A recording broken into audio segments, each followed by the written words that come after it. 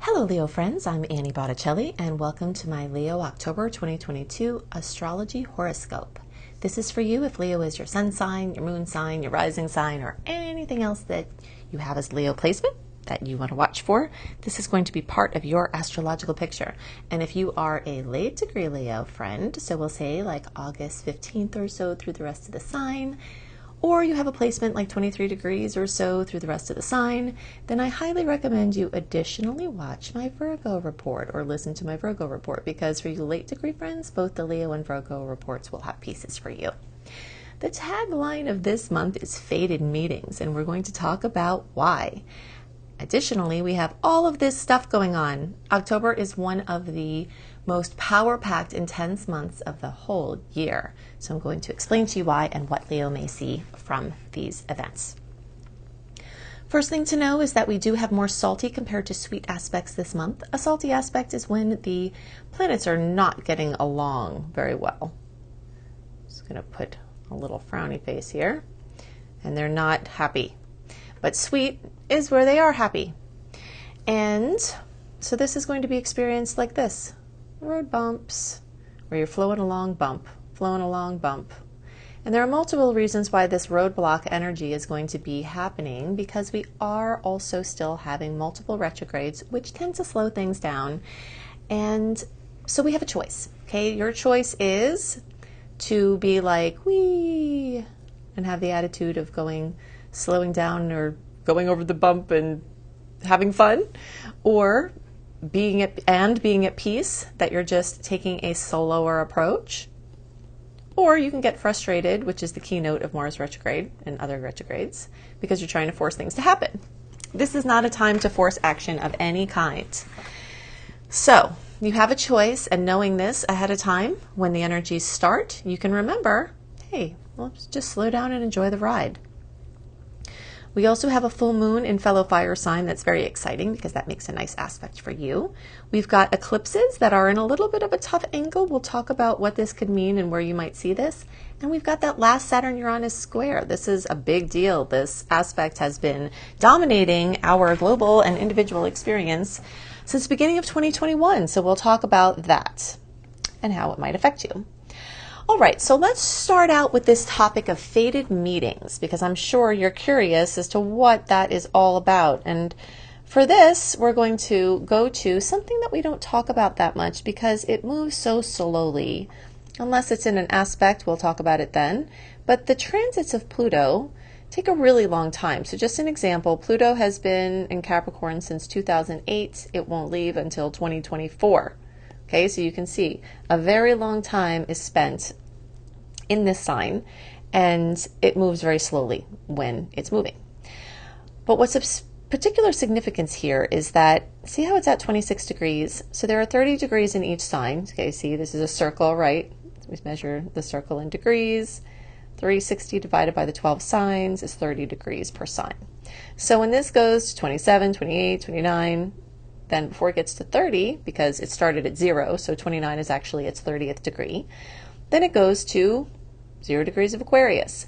So we are really in the zone, and it's been happening, even I'd say for a couple of years, or even longer for sensitive people if you're paying attention, but it's getting stronger now, and the closer we get to March 2023, when it actually gets on this line, then it will retrograde back a bit, but it will never be far enough away ever again for a long time that it won't be influencing this place, which is why I say fated relationships, because Pluto has the energy of fate and destiny, and when it goes into the house of relationships, it's there for a long time, and it tends to pull in intensely profound experiences, sometimes for better and worse. Could be a little of both, could be one or the other. You know, of course it will manifest in its full spectrum over the course of time. But it's important for you to know this, because you might have already started meeting these people. And, you know, this year could have gotten very strong. It's going to get stronger next year. It will get even stronger in the years to come.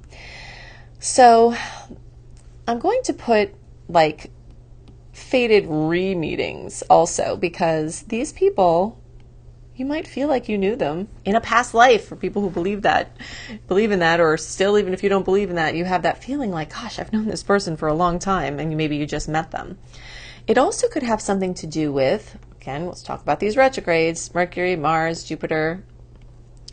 You've got the energies of Mars going retrograde in your house of relationships, networks, friends, groups. So there's all of this energy that's pointing towards the past, that's in the topic for short term and for long term of meeting people, being drawn to you to clear out karma, to do something important, to do something wonderful, to show you what you don't want. It's going to run the gamut. But this is happening, and you will likely see this coming up. Okay, so let's dig a little deeper here and look at all of the layers that I listed and how this might affect you. We have Mars in Gemini for an extended period of time, and that is here. Mars is in Gemini for a long time because of its retrograde process. So it's retrograde from October 30th through January 18th. The shadow period started September 4th, and the post-shadow period goes to March 15th. So a very long time, and it's in Gemini that whole time. This is actually very favorable for Leo because Mars rules action, rules our oomph, and in retrograde, it could be waning. So you may notice that your ambitions are waning. You may notice other people's ambitions are waning and that you're getting lazy. So first thing to know here is that you do have license to be more lazy. You got to do what you got to do, of course. It's not licensed to not be accountable or show up where you need to. But for those extra things, if you're just kind of feeling off, or you're feeling not on task, or you want to reduce your to-do list and not have an agenda, that would actually be very wise, because having an agenda during any retrograde, especially Mars, which rules our physical action, is really, really a recipe for frustration. Okay, so even though this isn't a nice angle for you, if you try to force something or make something happen or stress about it, it will probably stress you out. But what can happen instead is your friendship houses could light up. People from the past, fated and not, can come in. Wonderful networking, people supporting you with things you need help with, you supporting other people, you joining in a group or a tribe or like-minded people where you feel really connected. So this is a very extended time where connections to other people could be very profound, and people from the past could really be very prominent. Some new people could come in too, but there's this tilt towards the past. So if you have that urge to call someone or connect with someone, it's probably your intuition telling you there's something there for you. Okay, so in this 60-degree angle, that means it's an angle of opportunities that you have to take action to activate. So the goodies from this transit will be most noteworthy if you take the opportunities that come. Like, let's say someone says, hey, do you want to come do this thing with me? And if your intuition is on, obviously if you're feeling it's not a good idea for you, don't say yes. But if you go, then you can take, if it's one of these 60-degree angle opportunities, you have to take the action to activate the opportunity.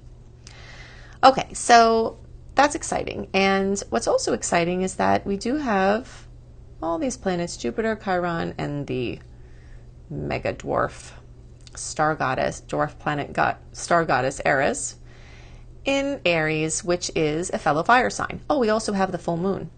October 9th at 16 degrees of Aries, we've got a full moon. Okay, so all of this energy, and again, all of it's in retrograde. So you've got the power of education, of interest, of curiosity, of broadening your horizons, of going back to something that was interesting to you, to restoring your studies, to, maybe you're drawn back to your old church or to a location you've been or to a language that you studied or to an education program that you were interested in or started before. And all of this can bring great blessings because it's in this beautiful trine, which is the most favorable angle in all of astrology. So blessings from the past is really another tagline of this time. Let's talk about this full moon for a second. Well, actually, before we go on there, let's talk about who might be affected even more profoundly in a positive way from these aspects. So the early friends, so basically the July-born Leos, and the closer to 3 degrees, the more you get the kiss, you're experiencing a very extended 3-time trine with Jupiter. So this is a really big deal. Chiron is kissing those of you in the middle division. There's something for everybody here with these fire placements, and nobody's being left out of the goodies this month. So basically we'll say, well, for Jupiter, we'll say from 0 degrees to like 8 degrees. Like I said, that's pretty much the July born. And then for this one, we'll do 9 degrees to 19 degrees. So that's going to be the last couple of days of July up to like the 9th or 10th of August. You're getting a sustained kiss from Chiron, which means that things that were wounds for you can now become blessings. Things that were hard for you can now become easier, and you can make a lot of lemonade with the lemons that come your way. Okay, so Chiron is the wounded healer, and I'm going to make that look more lemon-like. So you can definitely get a lot of kisses from, and spiritual healing and physical healing and all kinds of things like this, self-esteem healing. And then Eris is kissing all you late degree friends. So everybody who's in the 19 degree, when you see what I mean, it's like literally exact. There's something for everybody. To 29 degrees, the closer to 24 degrees. And those of you in this sector are getting a very sustained kiss from Eris because she moves so slow. So we thought Pluto was the big dog of the solar system. It takes about 250 years to move around. Well, now here comes Eris, and she's more like 550 years. Hello. So the depth through which we're just getting warmed up understanding her. But she's definitely a powerhouse of transforming negative emotion into positive action through transformation and alchemy and healing. So you've got this energy, which is really strong. So this is going to be for everybody like August 9th or so through the rest of the sign, and the closer to like around August 14th or 15th, the more you get the kiss there. Then we have some more kisses. So when I say kisses in astrology, remember, these are just extra blessings. This is extra favor from the universe. This is an extra boost or an extra manifestation or extra help with something or a resolution. There are a lot of ways these kisses can come. So on October 9th, we'll say, so like October 6th through October 12th especially, we get this full moon in Aries. Full moons tend to bring completion, fruition, drama, manifestation, culmination. And this is in something with your recognition. This is in something, again, on the topics of those, publishing, writing, speaking, teaching, education, international travel, immigration, visa, international business, those kind of things. All of these things have extra special kisses in those areas. And here comes the full moon, which can be challenging, right? There could be drama in a negative way, or it can be super positive. I always like to say, try to leave a little space around these dates, the 6th to the 12th. I know everyone's busy. You can't just stop everything for a potential transit, right? But if you do have some say, and it does echo out in your mind to remember this, sometimes having less to do around full moons help us to really show up for whatever happens. Those of you who are near 11 to 21 degrees, the closer to 16 degrees, get the kiss. And this is like August 1st through the 11th, the 10th, so 10th, 11th, and the closer to like the 5th or 6th, the more you get the kiss. Okay, so one other thing to note, I mentioned that these things, except the moon, of course, are in retrograde, but things in the arenas that we discussed, the publishing, writing, speaking, teaching, perspectives, broadening, adventure, all of that might have seemed to have been going forward, and then in July it might have started going backwards. So if you're wondering why things have cooled off, then just know that that's Jupiter being your friend. And when Jupiter comes back online, November 23rd, and even in the date, like the weeks before that, you'll start to feel it. These things will pick up speed again if they're meant to, or something better may come. But Jupiter's job in retrograde, well, Jupiter rules expansion. Big expansion. But sometimes the things that we do to expand, we don't have a proper foundation for them. And as this gets taller, it can start to lean and, crumble. So Jupiter's job in retrograde is to shore up the foundation so that you can rise as tall with your skyscraper manifestation with a very strong structure. So right now you're doing checks and balances with things, and some groundwork is being done to prepare for future expansion. Okay, so let's just briefly mention this timing with Mercury retrograde. Mercury retrograde is a topic that we discuss a lot. I've got other resources on this to direct you towards. We're not going to take a lot of time here. But what I want to point out is that this month is split in two. Mercury goes direct on October 2nd. When a planet like Mercury, especially, is very close to us, is appearing to go backwards in the sky. That's what the direct movement is, or the retrograde movement is. It has effects on us, and the places that it rules, Mercury, or whatever planet it is, start kind of going offline, going a little wonky. So appliances start going nuts, stop working, communication goes off the rails, projects, anything that your clarity, plans, trying to schedule things down. And so as we get closer to October 17th, all these things can start going up again. Okay, so you can start scheduling things without everything just being called into question. You can see more of the steps ahead of you when you're in the retrograde, especially Mercury retrograde. You're like over here, and you really don't know what's over here or what to do. You just know the first step right in front of you. But as the middle of the month comes, you'll start to be able to see those things and make more plans. And things with negotiations or contracts also start to increase, where you can hear other people more and be heard, which make it easier to make agreements. Okay, so we covered that. Let's talk about the eclipses. October 25th, we have a 2-degree Scorpio solar eclipse. November 8th, we have a 16-degree Taurus lunar eclipse. This whole eclipse cycle, which runs from the end of 2021 to the end of 2023, is in an annoying angle for Leos. All the fire signs are kind of, this is kind of a little off-putting for us. I'm a fire sign as well.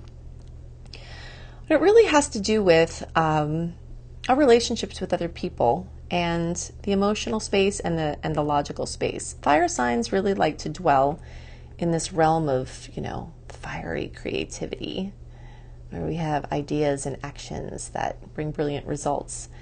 And the world of emotion is fine, but sometimes it interferes with this, unless you can channel the emotion and put it into your creativity, right? But once you start getting other people's feelings involved, where, they need your help, or you need to interact with them, or they got something going on, it's the Scorpio energy. Now we're talking about having to get some water on the fire, if you know what I mean. Having your inspiration and just kind of buzzkill types of things going on, because you got to deal with this stuff, and that's a little bit of what's happening here. So the story is, the general story is that Scorpio is our stuff, other people's stuff, shared money, shared resources, the government, the loans, the taxes, the credit, the debt, spousal money, inheritances, lotto, even winnings. And then the second house is your money, what you earn, your individual sustainability on all levels. And this is like things. And then the Scorpio is like emotions and relationships. So we've got a reshuffling of this energy during the 2021 to 2023 time frame. And every time we get into a hot spot related to the eclipses, as we are now, September through December, not that you can't see them pop up other times, but every 6 months we have a hot spot in eclipse season, especially strong October and November. Then all of this is getting activated. So your me, we, and our stuff, and your stuff, and my stuff sector is being accentuated. Now, specifically for Leos, there's another polarity at play, because we have to look at the house that this is happening. And some of these lines are a little off because of, just pretend there we go, put that there. All right, so the energy is pretty much home and work, family and business, out in the world and the inner world. So things being at odds with your family versus what you're trying to do out in the world, whether that's paid or not. Things you're trying to do out in the world for people who are independently wealthy or people who are retired. Doesn't matter whether you're getting paid for it. It's the stuff you're doing out in the world. Vocation is included in that. Job is included in that, but it doesn't have to be. So there's this new energy of home and family opening up, and something in work is taking a back seat. Maybe a new baby's coming, maybe, you're bringing a business to the home space and away from the office. There's some kind of reshuffling going on here, and this is going to be very noteworthy during this time. So I'm going to give you some more resources about these things, and then we'll go back to the chart. Mars retrograde and Mercury retrograde are very important. Mars retrograde only happens every 2-ish years. It's a little more rare than the Mercury retro. If you search for Mars retrograde and Mercury retrograde and Annie Botticelli, you'll find my YouTube videos and my blogs on this topic so that you can better prepare, because there are a lot of guidelines that can help you make this a much more fulfilling and easy experience when you align with the natural rhythms of the universe. I also have an Eclipses in Scorpio and Eclipses in Taurus video. You can most easily find this by going to AnnieHelpsYouTV.com. That is the direct link to my YouTube channel. You can find the eclipse playlist. I go into all the ways that I've seen these eclipses manifest over the years, from doing thousands of readings for clients and doing horoscopes for 10 years. And so you can look at these and get more information beyond what I've shared. Now, in addition to that, I suggest that you watch Eclipses in Cancer for this. We'll talk more about, in November, we'll talk more about that eclipse. But for now, Eclipses in Cancer in the 4th house, I also suggest you watch in that eclipse playlist, because this is going to be what's happening for you. Now, because this is at an early degree for everybody, you might also feel this in the 3rd house. Okay, so we're going to put eclipses in Gemini there. Now, I know it seems like I'm giving you a lot, but I know I have a hardcore group of friends out there who like to know as much as possible and will take advantage of these resources. So it's for them that I'm offering this, and maybe some of you who haven't taken advantage of them will go look. So when it's at an early degree, as we look in the Placidus chart, the energies really fall back. So this can bring some changes to communication, devices. You have to be extra careful driving and being mobile at this time. I've seen with eclipses, some things happen with cars and travel that don't always happen, like someone drops their phone in the toilet, or like when I had a series of eclipses in my 3rd house, I had a very rare sequence where I went to rolled up my window. There was actually like a police chase in the parking lot of the place, of the bank that I was going to, and I was like trying to close my window to, have a buffer. I don't know how that would have helped, but like in the parking lot, and my window just like cracked. But fortunately, the kind of, the tint held it together so it didn't shatter. And then a snowy tree limb fell on my car and smashed the windshield. And then there was a car accident when someone else was driving my car. So a lot of times with eclipses, we see things that happen in 3s. So just kind of look out for that. Another thing about eclipses, and I often talk about this, is look out for glass shattering. This is a common weird thing that I've noticed. I've never heard anyone talk about this before. It's kind of my own observation. But I've had a lot of feedback from people posting, saying, you know what? As soon as you said that a glass broke, or this is happening, and sometimes you break 3 glasses. Now, if that happens, thank the universe, because the way I see it is at eclipse time, there's all this tension developing in our energetic field. And electric energetic fields are real. They're not metaphysical. Science will be proving this more and more over time. But we do have electromagnetic fields around us. They are measurable. And we do get tension in our field. You can feel it, like if you walk in a room where people have just argued, that is very real. And at eclipse time, this tension builds. And so my opinion is that the breaking of the glass is clearing that chaos out of your field, which could be preventing you from having a negative consequence or something worse. So when I break things, I'm like, yay, thank you, universe, for that. So maybe you'll have that going on. But in any case, definitely be extra careful. I also have had people post and say, Thank you, Annie, for reminding me to stop texting when I'm walking or riding my bike or driving, because your words echoed in my head, and I stopped right before getting hit by a car when I was texting and walking about to cross the street. So just kind of be more aware of your communication and your driving sector here. Be extra careful, and maybe a good time to start some good habits there if you've been falling into shadow with what you've been doing. All right, so now the last thing we're going to talk about is this Saturn-Uranus square. What we're working with here is this planet Saturn that rules tradition, the old systems, the way things have worked before. Uranus is the new jostler. Saturn is super stable. Uranus is unstable. Saturn is long-term. Uranus is short-term. Saturn is retrospective, looking to the past. Uranus is futuristic, looking to the future. And we've had the clash of these things. And this has been especially prominent. 2021, it happened 3 times. And 2022, it was in close proximity in the early part of the year. And now it's doing its final clash.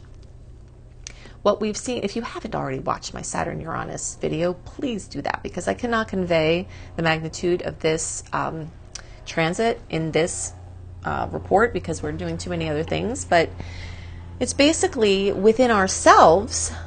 This is individual, but this is global as well. So these outer planets, we can always, when they come together, they take longer to move around, so they're in a close configuration for longer. This is causing a lot of global effects, but it's also causing effects on us individually. One of the effects is we have to look at our old, outdated systems within ourselves, not just the public systems. Of course, those are under scrutiny, as we see. But how are you doing things? What are you holding on to with your Saturnian, glasses, way of looking at things, that you need to let go of? What new, fresh ideas do you need to introduce? And Saturn's also working on Uranus. What new ideas, fledgling ideas, need some, solid foundation to make them happen? Which ones are sustainable? Which ones should you bother with or are too far off from being able to manifest?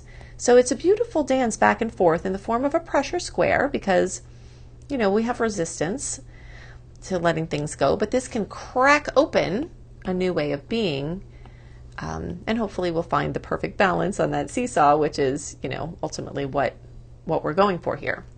But you can definitely be freed from limiting belief systems and experiences and be opened up to the new, and you can bring some stability and manifestation to these really brilliant ideas.